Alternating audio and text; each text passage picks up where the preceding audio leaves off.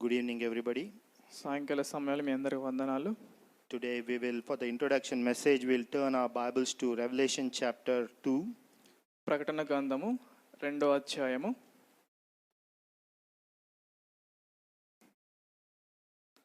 Revelation chapter 2 verse 2 to 5. I will read for you in English. 2 నుంచి 5 వచనాలు చదువుకుందాము. It says, I know thy works and thy labor and thy patience, and how thou canst bear them which are evil, and thou hast tried them which say they are apostles and are not, and hast found them liars, and hast borne and hast patience, and for my name's sake hast labored and hast not fainted. Nevertheless, I have somewhat against thee, because thou hast left thy first love. Remember therefore from whence thou art fallen, and repent and do the first works, or else I will come unto thee quickly, and will remove thy candlestick out of his place, except thou repent. Here we see in verse 2 and 3, they have this is Jesus is speaking to the Ephesus church. ఇక్కడ ఎఫెసీల సంఘముకు యేసుప్రభువు వారు మాట్లాడుచున్నారు. In verse 2 and 3 we have seen that they have done really great work for God. ఇక్కడ 2-3 వచనాలు చూసుకున్నట్లయితే వాళ్ళు దేవుని కొరకు గొప్ప కార్యాలు చేసినట్టుగా చూస్తున్నాము. But in verse 4 and 5, in verse 4 it says, thou hast left thy first love. కానీ అక్కడ 4వ వచనంలో ఏమని రాయబడిందంటే మీరు మొదటి ప్రేమను విడిచిపెట్టి ఉన్నారని రాయబడింది. And in verse 5 it says, remember from whence thou art fallen. మీరు ఎక్కడి నుంచి ఏ స్థితిలో పడిపోయి ఉన్నారా అని జ్ఞాపకం చేసుకొని అని అంటున్నారు. So this evening we will learn about the first love. ఈ రోజు మనం మొదటి ప్రేమ గురించి నేర్చుకుందాము. So it displeases God when we have replaced God with something else. దేవుని నిమిత్తము వేరే ఒకదాన్ని ఏర్పరచుకున్నప్పుడు అది దేవునికి అయిష్టకరంగా ఉంటుంది. Probably this church in Ephesus was loving ministry works more than Jesus Christ. ఇక్కడ ఈ యొక్క ఎఫెసీ సంఘం అనేది యేసుప్రభువారి కంటేను ఆ యొక్క పరిచర్యను ఎక్కువ ఇష్టపడేవారుగా ఉంటున్నారు అనుకుంటా. So Jesus Christ has noticed their shift from first love, and he is asking them to repent.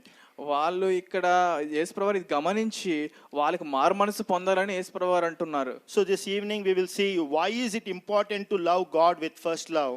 ఎందుకు దేవుని మొదటి ప్రేమతో ప్రేమించడం అనేది ఎంత ప్రాముఖ్యం అనే దాని గురించి ఈరోజు నేర్చుకుందాము. And what hinders us from first love. మన మొదటి ప్రేమ నుంచి మనం ఏమి ఆపేస్తుందనే నేర్చుకుందాము. And also we will learn how to love Jesus with first love. మన యేసుప్రభువారిని మన మొదటి ప్రేమతో ఎట్టి రీతిగా ప్రేమించాలనే దాని గురించి నేర్చుకుందాము. Man has not understood the heart and love of God when he was placed in the perfect condition.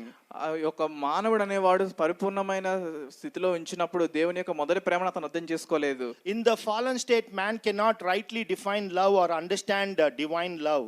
ఒక పరిపోయిన స్థితిలో మానవుడు దేవుని యొక్క ప్రేమను అర్థం చేసుకునేవాడుగా ఉన్నాడు. God has shown his divine supreme love of Christ on the Calvary 2000 years ago.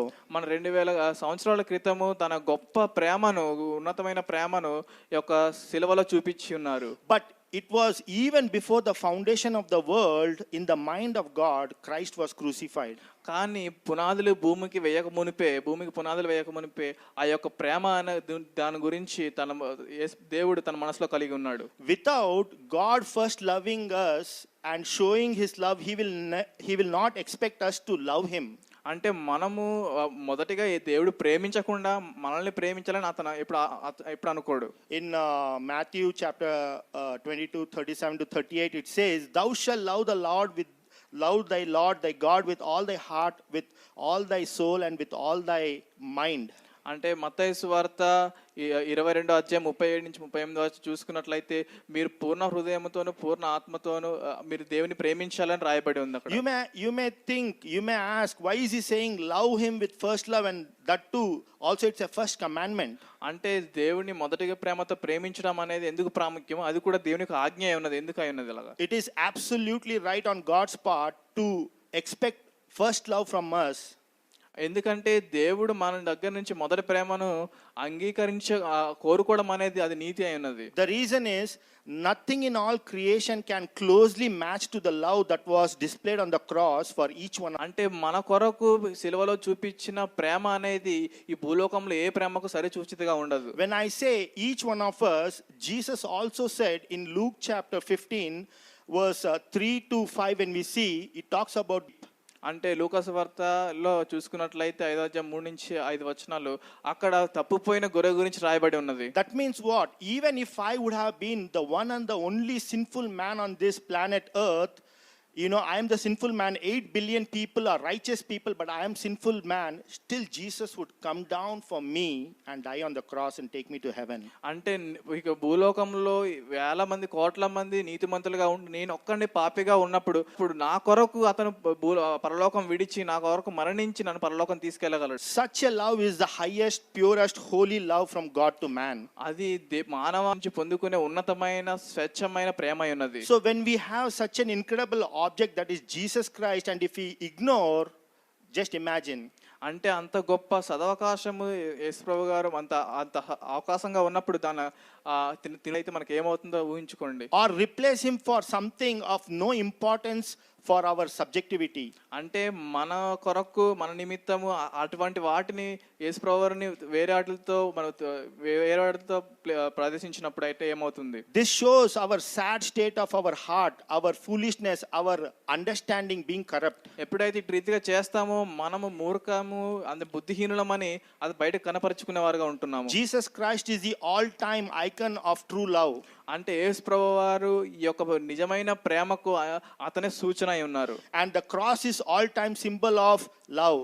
అంటే ఈ యొక్క సిలువ అనేది ప్రేమకు సూచన అయి ఉన్నది. Now we'll see what can hinder us from the first love. అంటే మనం వేరుపరిచేది ఏమై ఉన్నది, మనం ఆపివేసేది ఏమన్నది మనం నేర్చుకుందాము. Lust is a fertile ground for Satan to cultivate self-life and manufacture idols. అంటే ఈ యొక్క దురాశ అనేది ఎంతో మనల్ని స్వార్థంగా జీవించేలా చేసి మనకు కోరిస్తుంది. Functioning in lust will blind us of God's love towards us. అంటే మనము ఎప్పుడైతే ఒక దురాశలో పనిచేసే వారుగా ఉంటామో అప్పుడు దేవుని యొక్క ప్రేమ అనేది మనకు గుడ్డిగా కనిపిస్తుంది. And it blocks the desires to love God with first love. అంటే దేవుడిని ప్రేమించే కోరికల నిమిత్తం అది మనల్ని ఆపేసేదిగా. Satan wants you to have first love for his kingdom. అంటే సాతాను అనేవాడు ఎటు రీతిగా ఆలోచన చేస్తాడంటే నీ యొక్క మొదటి ప్రేమ అనే తన రాజ్య నిమిత్తం కలిగి ఉండాలనుకుంటాడు. And things related to his world system. అంటే తన లోక పద్ధతులకు సంబంధించిన వాటి నిమిత్తం కలిగి ఉండాలనుకుంటాడు. So when God says to love him with first love, it is for our goodness. అంటే దేవుణ్ణి మొదటి ప్రేమగా ప్రేమించడము అంటే దాని యొక్క అర్థం ఏమిటంటే అది మన యొక్క మంచి కొరకై ఉన్నది. It is righteousness to love him with first love. దేవునికి మొదటి ప్రేమతో ప్రేమించడం అనేది నీతిమై ఉన్నది. So why if anyone has replaced God with their lust, they have brought sorrows and miseries in their lives. ఎవరైతే తన యొక్క ప్రేమను దేవుని ప్రేమను వేరే వాళ్ళతో ఏర్పాటు చేస్తారో తన యొక్క జీవితంలోకి సమస్యలు తెచ్చుకునే వారుగా ఉంటారు. We know so many examples in the Bible. మనకు పరిశుద్ధ గ్రంథంలో అనేకమైన ఉదాహరణలుగా ఉన్నవి. They may be loving God, but they have something first was the love has taken, something else was taken the first love place. వాళ్ళకి దేవుని నిమిత్తం ఆశ ప్రేమ అయితే కలిగి ఉన్నారు కానీ మొదటి ప్రేమ అనేది వేరే ఒక దాంతో వాళ్ళు కలిగి ఉన్నారు. Lot for example, లోతు చూసుకున్నట్లయితే సంసోను, నయోమి, గెహాజీ, Judas, యూదా. So these people, though they loved God, but something was in the first place, you know, their heart was not loving God with first love, but something they were loving. అంటే వీళ్ళందరూ కూడా దేవుని ప్రేమించేవారుగా ఉంటున్నారు కానీ అలాగ మొదటి ప్రేమ అనేది వేరే దానిపైన ఉన్నది. They were loving probably business. వాళ్ళు బహుశా వాళ్ళకు వ్యాపారాన్ని ప్రేమించేవారుగా ఉంటున్నారు. Going abroad. వేరే ఒక ప్రదేశాలకు వెళ్ళడానికి. Their first love was going abroad and making money. వాళ్ళు ఇతర డబ్బులు సంపాదించడం అయి ఉండొచ్చు. Samson had lust for women. సంసోన్ జీవితం చూసుకున్నట్లయితే స్త్రీల నిమిత్తము అతను ఆశలు కలిగి ఉన్నవాడుగా చూస్తున్నాము. Gehazi and Judas love for money.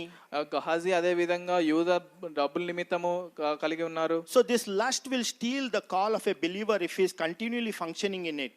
అంటే ఒక విశ్వాసి తన యొక్క దురాశలో పనిచేసేవాడిగా కంటిన్యూగా పనిచేసేవాడిగా ఉంటాడో అతను అప్పుడు సాతాను అనేవాడు దేవుని యొక్క పిలుపు నుంచి మనం వేరుపరిచేవాడిగా ఉంటాడు. How to break the lust patterns and love God with first love? అంటే ఈ యొక్క దురాశల నుంచి వేరుపరిచి మనం దేవుని ఎట్టి రీతిగా మొదటి ప్రేమతో ప్రేమించగలము. In Deuteronomy 5:10, ద్వితీయోపదేశకాండం 5:10 it says, God says, He mercy unto thousands of them that love it says, love me and keeping my commandments. అక్కడ ఏమని రాయబడిందంటే తన కరుణను ఎవరైతే అతను ప్రేమించేవారుగా ఉంటారో వేల మంది వాళ్ళందరికీ కూడా తన కరుణను చూపించేవాడుగా ఉంటారని రాయబడింది. You know, loving God and keeping his commandments. అంటే దేవుణ్ణి ప్రేమించి తన ఆజ్ఞలను మనం అనుసరించినట్లయితే. Many people, they love God, చాలా మంది దేవుని ప్రేమించేవారుగా ఉంటారు, but they customize God's commandments to suit their lifestyles.